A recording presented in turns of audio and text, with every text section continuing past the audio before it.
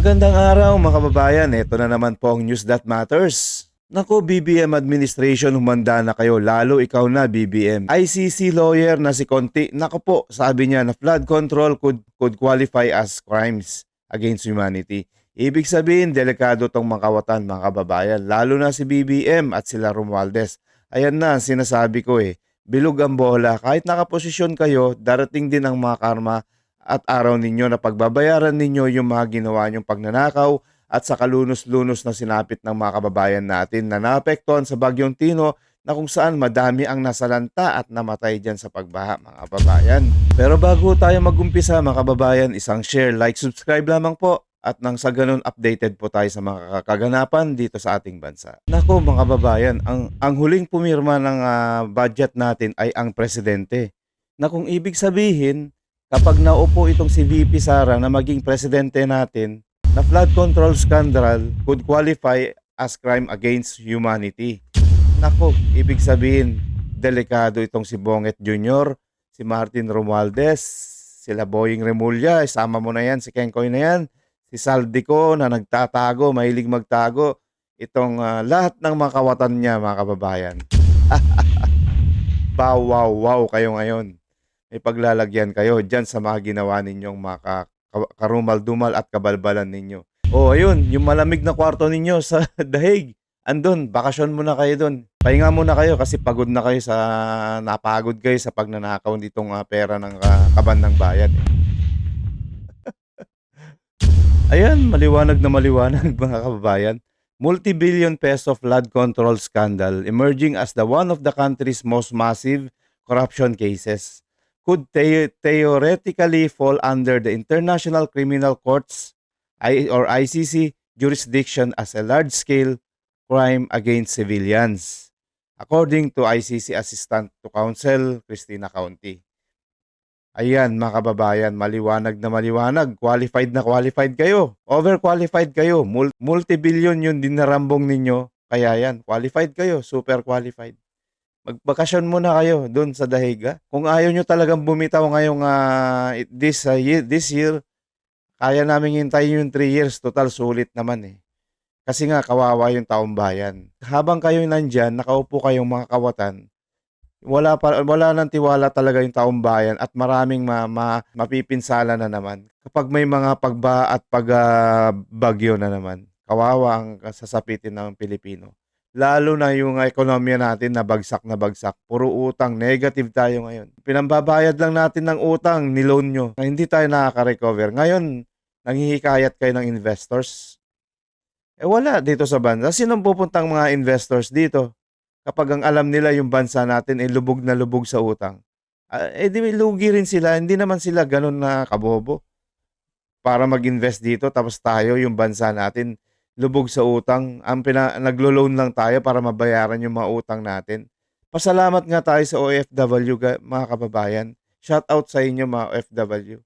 Kasi kung hindi dahil sa mga pera ninyo na pinapasok nyo dito sa bansa natin, yung mga pinapadala ninyo na dollars, yun lang ang bumubuhay dito, nagpapatakbo dito sa gobyerno natin para makatakbo yung gobyerno natin sa mga dollars na pinapadala ng ating mga kababayan na nagsasakripisyo dyan sa ibang bansa para lang dito sa pamilya nila. Kasi naman po, kapag dito tayo magtrabaho, sinabi nga ni Atty. Guanzon, wala tayong mapapala mga kababayan. Totoo, ang Pilipino lalong naghihirap lang. Ninanakawan tayo, ang nagpapayaang yumayaman dyan yung mga mandarambong, yung mga kawatan. Biruin mo, iloloan na nga natin para mautangin na nga natin para mapatakbo tong gobyerno natin. Tapos yung mga congressman na yan, yung mga buhaya na yan, nanakawin pa nila. Utang na nga nanakawin pa. So, lalo tayong lugmok sa kahirapan mga kababayan. Hanggat nandito po yung mga buhaya, kailangan po natin kumilos at mapalitan yung mga buhaya para umangat yung ekonomiya natin mga kababayan. Real talk po mga kababayan. Kaya heto mga kababayan, kapag naupo tong si VP Sara sa 2028 na presidente, ipaparamdam niya dito sa mga magnanakaw na to yung mga galit at yung puot at sakit na naramdaman ng mga taong bayan nung ngayon yung nararamdaman natin. Ipaparamdam niya dito sa mga magnanakaw ng mga pera natin na ayaw talaga nilang bumaba sa pwesto. Paparamdam yan ni VP Sara mga kababayan. Knock on woods. 2028, kung ayaw nyo pa talagang bumaba, pinagpipilitan nyo yung sarili ninyo na kung saan wala talaga tayong pag-asa umangat na itong bansa natin, lalo lang tayong mabaon sa utang. 3 taon pa ang hihintayin natin. Di ba, sulit naman mga kababayan, di ba? Overqualified sila. Bakasyon muna sila dyan sa daig. Isipin nyo mga kababayan sa kahambugan na itong presidente natin na ayaw pa niyang aminin na talagang bumagsak yung ekonomiya natin dahil sa mga kagaguhan nila, yung kabalbalan nila. Biniblame pa niya yung climate change mga kababayan.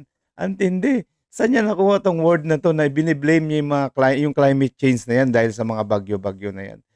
Bakit mo i-blame yung climate change? Given na yan. Bagyo yan eh. Pag may bagyo, naka-ready talaga tayo. Given na yan. Since bata tayo, may dumarating na bagyo. As a presidente, dapat naka-prepared tayo. Alam mo nang magtatag-ulan, darating yung mga typhoon season na magta-typhoon. Naka-prepared na yung budget natin. Asahan mo na yan. Asahan mo na yan. Kahit wala man bagyong darating, may nakalaan tayo mga medisina, mga life rafts, lifeboats, yung mga lahat ng tulong, mga pagkain ng kababayan natin. Huwag na nating hintayin na sisihin mo pa yung climate change. Anak ng tinapa. Take two questions. We'll take 2 questions from the floor. Yeah. The first question will be from Alvin Baltasar. Mr. President, magandang umaga po. Mr. President, nabanggit nyo yung sa presentation, meron ng mga nasampahang kaso at ang hinihintay po talaga ng taong bayan, merong makulong. Ang tanong ko po, Mr. President, kailan po kaya mangyayari na may makukulong at kailan po ito? Palagay ko, hindi palagay ko, alam ko, bago magpasko, marami dito sa napangalanan dito ay palagay ko nasa ano na, matatapos na yung kaso nila, buo na yung kaso, makukulong na sila. Wala silang Merry Christmas. Before Christmas, makukulong na sila. Mr. President, at nabanggit nyo rin po kanina yung kinakailangan mabawi natin kung ano man yung halaga na nanakaw nila sa taong bayan. Meron po tayong timeline. Wala tayong buo na ano. Kasi marami pa kaming nakikita eh. Marami pa kaming nakikitang iba. So yung mga nabanggit ko na halaga, yun pa lang ang ating nakikita. Pero ako, nakakatiyak ako, marami pa tayong mababawi dito. So patuloy namin gagawin yan. Thank you, Mr. President. The next question from Kat. Good morning, Mr. President. Sir, you mentioned in the latter part of your speech na tapos na ang maliligayang araw nyo, hahabulin namin kayo. The nation's question is, why is former Congressman Zaldico's passport not yet canceled? And what is the government doing to actually either convince him or force him to return to the Philippines? I think that's best directed at the lawyer because it's a legal answer. And the legal answer is because hindi pa nasampahan ng kaso, therefore the request for the cancellation of his passport cannot yet be made. However, when that time comes, we will immediately cancel his passport. I'm not a lawyer, so I'm not the best person to explain it. But that's the procedure. You have to give grounds for the cancellation of the passport, and those grounds will be based on the cases that will be filed against him. Sir, just a follow-up question on that point. Sir, how convinced are you that Zaldico is the most guilty in this case, or are you somehow amenable to extending an option for him to become a state witness? I'm sorry, extending. An option for him to become a state witness. That option is always there, except for them who are the most guilty. Do you think he is? I don't want. And then pag sinabi ko, sasagutin kita, sasabihin nyo, prejudge. Let the courts do their work. Let the judges do their work. Yun ang ano sa kanila. Mr. President, one more question, please. While we navigate this corruption scandal, the economy is taking a hit. Yep. The peso hit an all-time low yesterday. Third quarter GDP is at 4%. The stock market is at pandemic levels. What is the plan to recover investor confidence? At ano ho ang plano para sa economic recovery? Well, the reason that we had that is that there really was a downturn in economic activity. You have to remember that it's not only because of these problems. Yung bagyo, yung nawala na working days na sa ekonomiya natin because of climate change. And you have to also remember the situation, the global situation. We are not the only ones suffering the shocks that come from the new trade structure that has been imposed on the rest of the world. And so we are all adjusting to that. Kaya yung mga growth rate na lahat ng grupo all around the world is falling. But marami tayong measures na ginawa because the public spending now will be increased, and to make sure that by the end of the year that the levels of public spending are according to our original plan. So mababawi natin yung nawala sa third quarter. Sir, one more point on your presentation. Very obvious, very noticeable po na marami sa mga pangalan binanggit ninyo, DPWH officials, contractors, pero kakaunti, if at all, yung mga nabanggit na legislators who are. Well, no, they're part of the list. We'll give you the complete list. I just didn't go through them because there are like 37 of them. So you'll get, as I said, you'll get a briefer, which will give you more detail on all of the things that I've said today. Is the speaker included, former speaker included in the list, sir? I don't think so because no. The only evidence that has been made against him is in the Senate.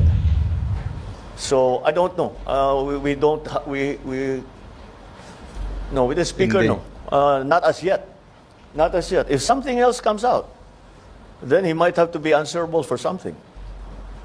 So, again, we don't file cases for optics. We file cases to put people in jail or to make people answer. I know that there are many, many suggestions of who else we should file cases against. Well, we're fine with that. Provide us the evidence and we will file cases against them. Kaya sinabi ko, napakahalaga yung sumbong sa Pangulo dahil marami kaming nakukuhang impormasyon dyan. So, pagpatuloy ninyo yung inyong pagsumbong. At bigyan nyo kami ng lahat ng ebidensya na meron kayo para magamit natin, para kasuhan kahit sino. O ano guys, napanood ninyo? Biniblame pa niya yung mga ibang bansa na kaya nag-collapse daw yung ekonomiya, kaya pati tayo nag-collapse.